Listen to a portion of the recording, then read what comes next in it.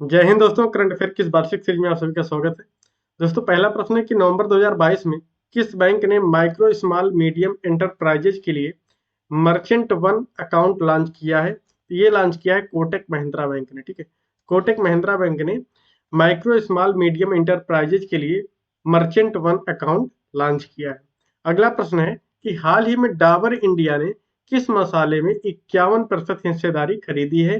तो डाबर इंडिया ने बादशाह मसाले में 51% हिस्सेदारी खरीदी है। ठीक है, डाबर इंडिया ने बादशाह मसाले में 51% हिस्सेदारी खरीदी है। अगला प्रश्न है, रिलायंस जियो के चेयरमैन आकाश अंबानी ने 22 अक्टूबर 2022 को कहां से मोबाइल की 5G सेवा को लॉन्च किया है? ठीक है, यहाँ सेवा रहेगा को लॉन्च किया है। तो ये लॉन्च किया है श्रीनाथ जी मंदिर, राजसमंद, राजस्थान से। ठीक है, श्रीनाथ जी मंदिर, राजसमंद, राजस्थान से जियो के चेयरमैन आकाश अंबानी ने 5G सेवा लॉन्च की है। अगला प्रश्न है कि हाल ही में फाइनेंशियल एक्शन टास्क फोर्स ने जहां पाकिस्तान को ग्रे लिस्ट से बाहर कर दिया है, वहीं किस अन्य भारत के पड़ोसी देश को ब्लैक लिस्ट में डाल दिया है? तो ये डाला गया है म्यांमार को। ठीक है, बहुत दिन से पाकिस्तान ग्रे लिस्ट में था, ऐसा लग रहा था उसे ब्लैक लिस्ट में डाला जाएगा, लेकिन इस समय फाइनेंशियल एक्शन टास्क फोर्स ने उसे ग्रे लिस्ट से बाहर कर दिया है, लेकिन म्यांमार को ब्लैक लिस्ट में डाल दिया है। अगला प्रश्न है, वैश्विक उत्पादन में 41% योगदान के साथ हाल ही में कौन सा देश दुनिया का सबसे बड़ा बाजरा उत्पादक देश बना है? तो सबसे बड़ा बाजरा उत्पादक देश भारत है। ठीक है, 41% योगदान के साथ भारत जो है बाजरा के उत्पादन में दुनिया का सबसे बड़ा देश बन गया है।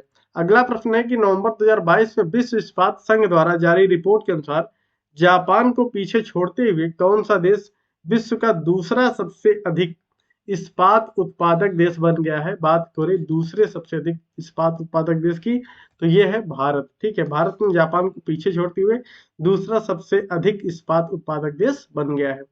अगला प्रश्न है कि दिल्ली के प्रगति मैदान में 14 से 27 नवंबर 2022 तक आयोजित 41वें अंतर्राष्ट्रीय व्यापार मेले की इस वर्ष की थीम थी? तो वो थीम थी vocal for local, local to global. ठीक है, जो इस समय अंतर्राष्ट्रीय व्यापार मेला हुआ है दिल्ली में, उसकी जो थीम थी वो थी vocal for local, local to global. ठीक है, अगला प्रश्न है कि हाल ही में $1 ट्रिलियन के नुकसान उठाने वाली दुनिया की पहली सार्वजनिक सूचीबद्ध कंपनी कौन है?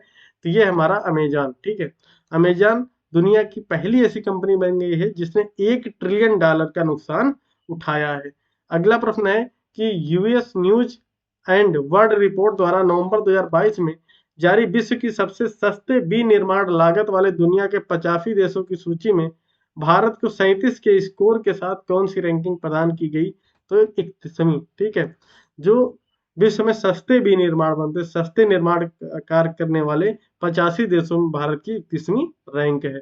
अगला प्रश्न है कि हाल ही में केंद्र सरकार द्वारा 2022-23 में कितने मीट्रिक टन चीनी की निर्यात की अनुमति दी गई है? तो केंद्र सरकार ने 60 लाख मीट्रिक टन चीनी के निर्यात मतलब बेचने की अनुमति दी है।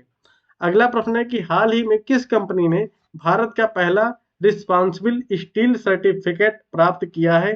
तो ये किया है टाटा स्टील जमशेदपुर झारखंड ने। ठीक है, टाटा स्टील जमशेदपुर झारखंड ने भारत का पहला स्टील बन गया है जिसने रिस्पांसिबल स्टील सर्टिफिकेट प्राप्त किया है।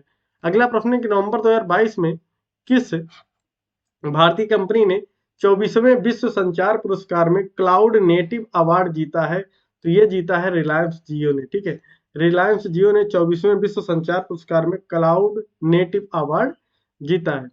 अगला प्रश्न है कि सितंबर 2022 में प्रतिष्ठित टाइम मैगजीन द्वारा जारी 100 वैश्विक उभरते सितारों की सूची में शामिल एकमात्र भारतीय हैं, तो है आकाश अंबानी। ठीक है, मुकेश अंबानी के लड़के आकाश अंबानी सितंबर 2022 में प्रतिष्ठित टाइम्स मैगजीन द्वारा जारी 100 वैश्विक उभरते हुए सितारों में आकाश अंबानी एकमात्र भारतीय हैं।